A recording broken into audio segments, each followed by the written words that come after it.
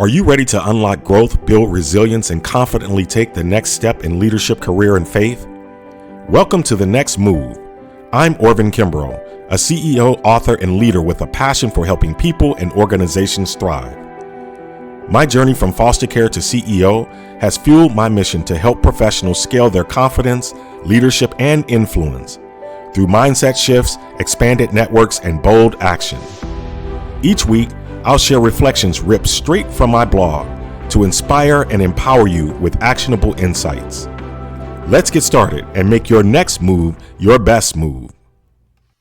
Welcome back to The Next Move, the podcast where we explore faith, leadership, and personal growth to help you take your next step with purpose and confidence. I'm your host, Orvin Kimbrough. Today's episode is about something we don't always notice until it's gone. It's something that quietly holds our leadership and even our lives together.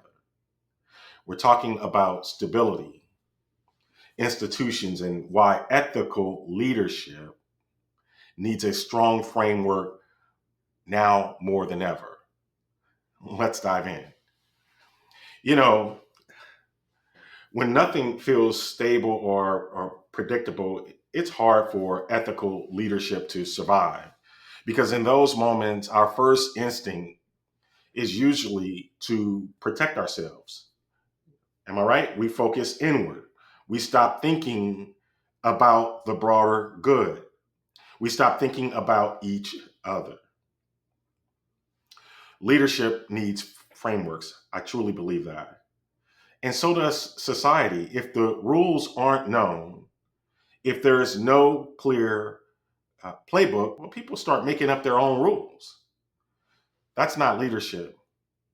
That's actually survival mode. And survival mode rarely builds anything lasting. It reminds me of something simple yet powerful from Scripture. But all things should be done decently and in order. Corinthians 14:40. Folks, order isn't the enemy of progress. It's what gives progress room to grow. Now, let's be clear. When I talk about stability, I don't mean being rigid. I'm not talking about shutting down change or innovation.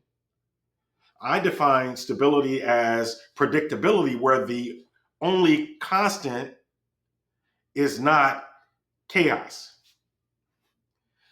At its core, a leader's primary job is to bring order to chaos.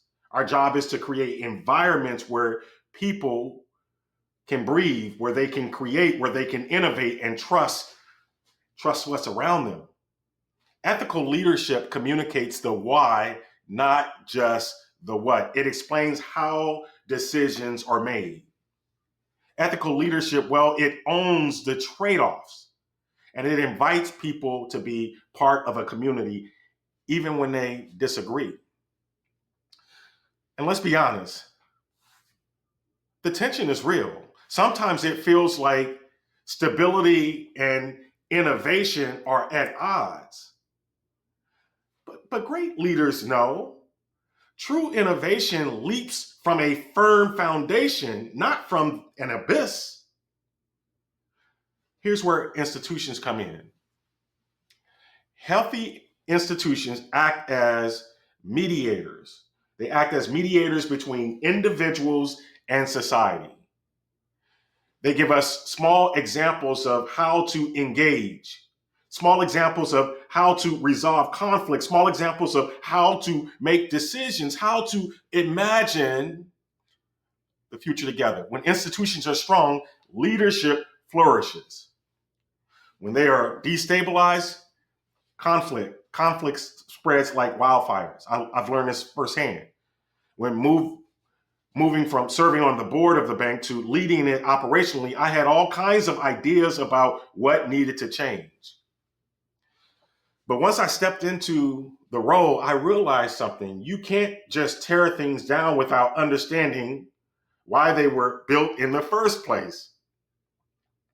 Folks, we move with urgency when I got to the bank, but we also move thoughtfully.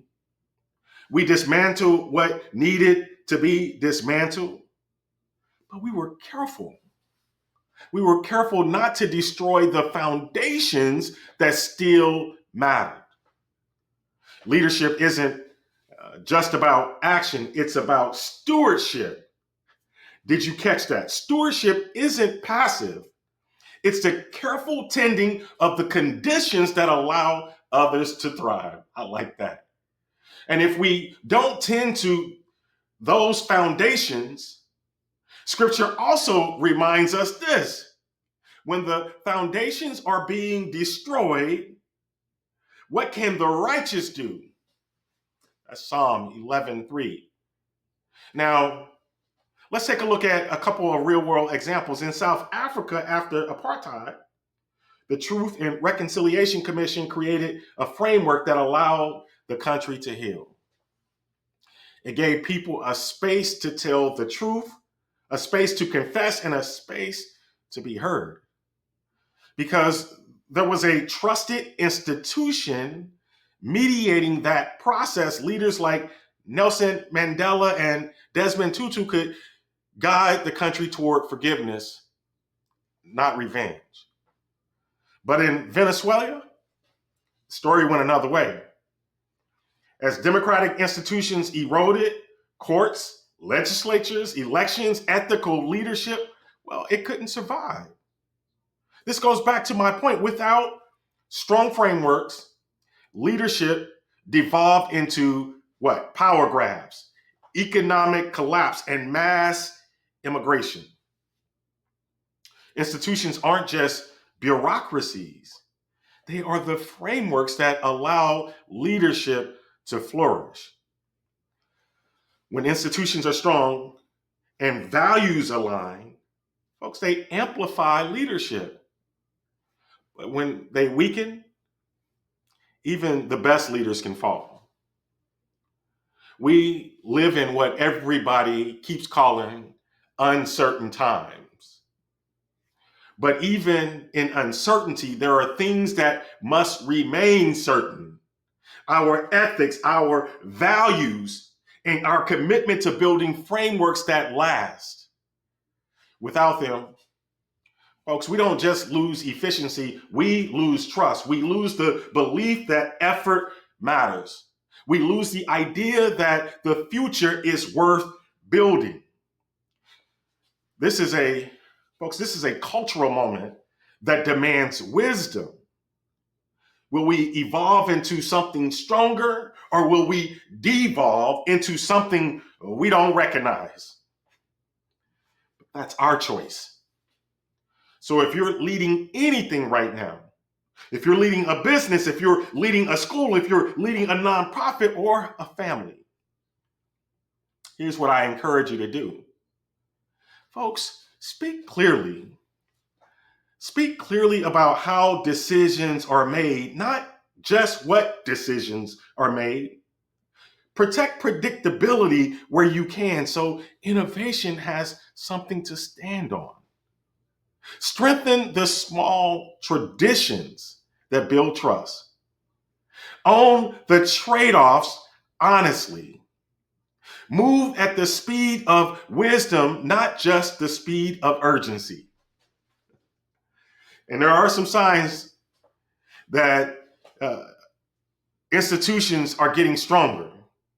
When you have clear communication, when you have broader ownership of decisions, trust that disagreements won't tear everything apart. Those are all signs. And here's some signs that institutions are weakening: arbitrary decision making, constant crisis mode, widespread cynicism. Moral courage isn't about grand gestures. Sometimes it looks like protecting a boring process that builds trust over time.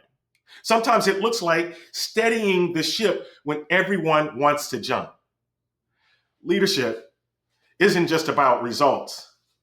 It's about protecting the frameworks that make lasting results possible. As Isaiah puts it, your people will rebuild the ancient ruins. and will raise up the age-old foundations, you will be called repairers of broken walls, restorers of streets with dwellings. That's Isaiah 58:12. The future isn't decided by grand moments alone. It's shaped by daily choices to build, to protect, and renew the frameworks that allow leadership and humanity to flourish. Thanks for being with me today on The Next Move. I'll see you next time. Thank you for tuning in to The Next Move. I hope today's reflection inspired you to take the next step in your leadership, career, or faith journey. If this episode resonated with you, share it with someone who might need a little encouragement this week. Don't forget to subscribe so you never miss an episode. And if you'd like more reflections or resources, visit orvinkimbrough.com or theaccidentalbanker.com.